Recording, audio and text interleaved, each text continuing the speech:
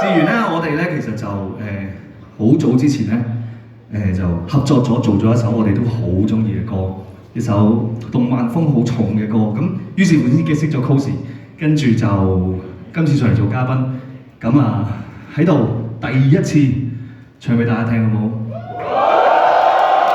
咁咧唱俾大家聽係冇問題嘅，但係呢首歌咧，我哋今日表演完之後咧，就唔知幾時先出到街嘅。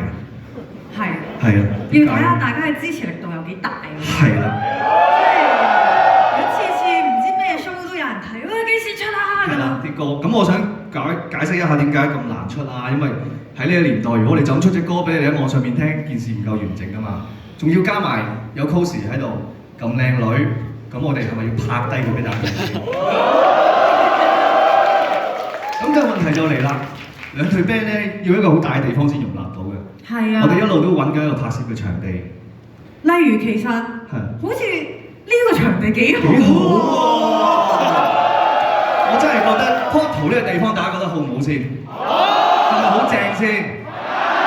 即係如果 Portal 肯借個地方幫你拍 MV，你哋覺得好唔好啊？好勁啊！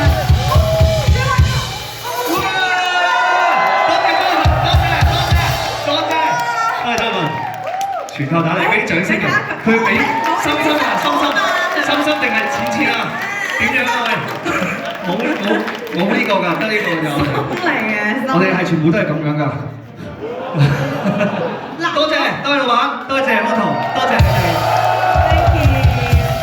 可以掂啦，今次一完咗個 show，我哋就即刻拍啦，好唔好啊？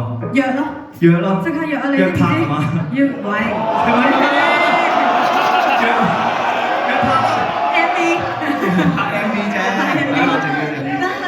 呢兩對 guest 都好中意實加面咩啊？邊個講啲嘢啊？即係嗰啲發夢。